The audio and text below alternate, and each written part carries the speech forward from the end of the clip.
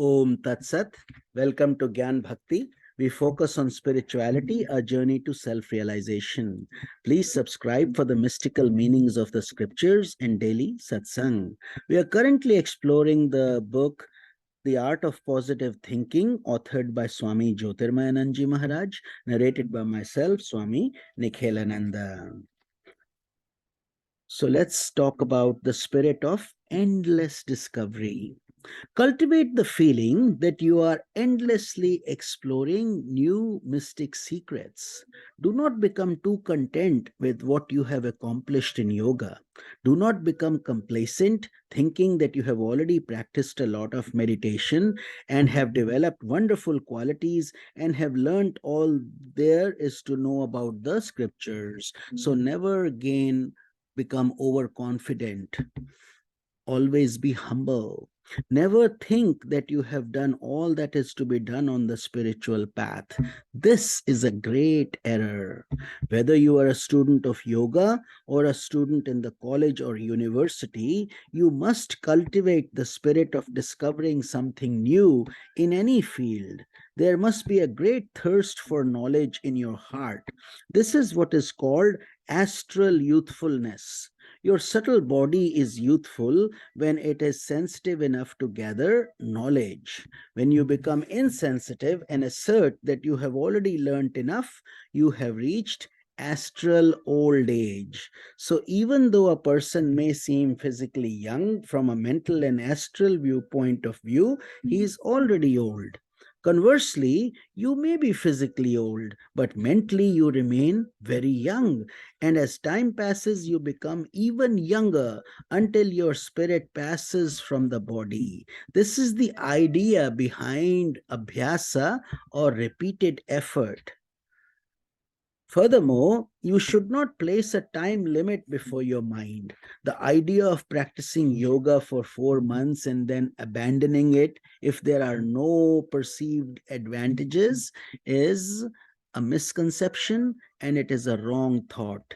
You must realize that spiritual movement is a process of integrating your personality irrespective of time. Even a minute degree of success will give you more joy and harmony than you have ever known before. So, this is certainly the path of nectar, the path of righteousness to follow. But then you must be patient and persistent.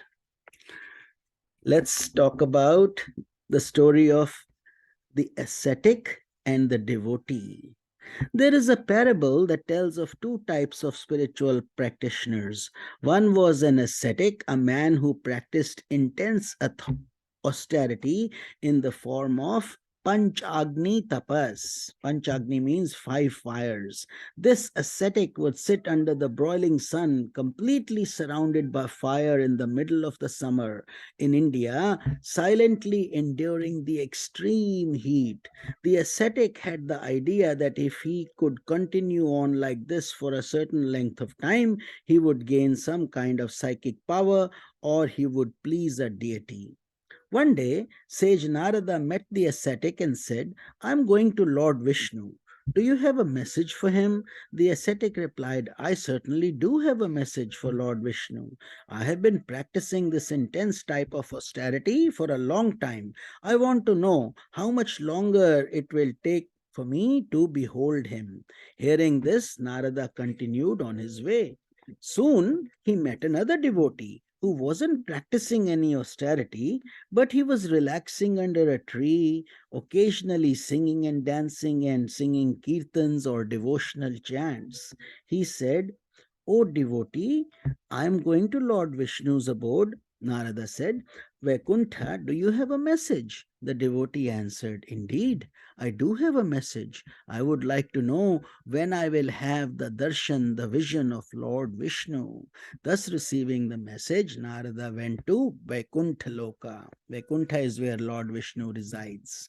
After his visit with Lord Vishnu, Narada went back to see the ascetic surrounded by fire. He told him that Lord Vishnu said it would take 5 years of that kind of austerity sustained on a daily basis until he would appear. The ascetic became frustrated and jumped away from the fire, saying, I cannot endure this for 5 more years. I cannot go on suffering like this. This is too much. Narada then passed on to the other devotee under the tree. And the devotee asked, What is the message for me, O sage? And Narada said, Well, do you see how many leaves there are on this tree? It will take you just as many years doing what you are doing now for Lord Vishnu to appear.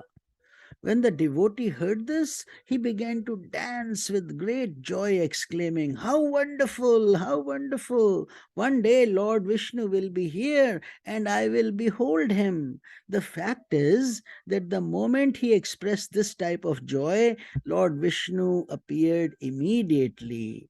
The devotee didn't have to wait at all.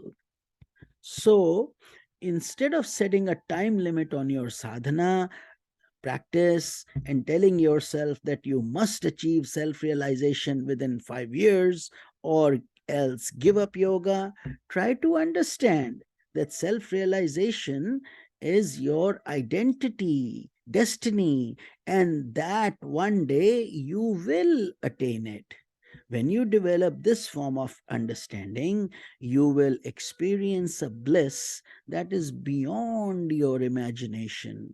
You will become one with God and triumph over the world of matter.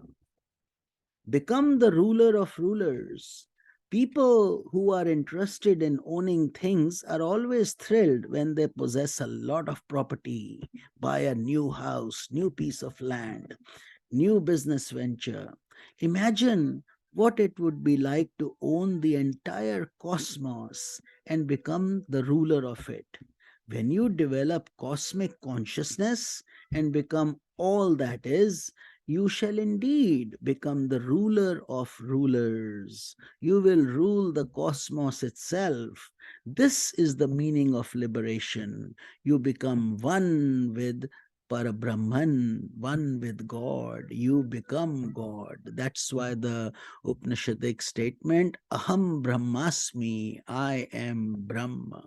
But to reach that state, we have to be enlightened. Only then we can say Aham Brahmasmi. Otherwise, it is the journey towards that destination. The very purpose of your existence is to attain God realization. So make a firm resolve. I will attain this goal. That is the power of your positive thinking, and continue to move onwards with the insight that you are going to attain God realization no matter how long it takes, no matter how many impediments you have to overcome. Wading through the mires of illusion, crossing over the streams of negative karmas, fighting against the forces of darkness, you are bound to scale the heights of glory and abide in supreme bliss. Om Tat Sat. We will continue this beautiful journey in tomorrow's satsang. Hari Om.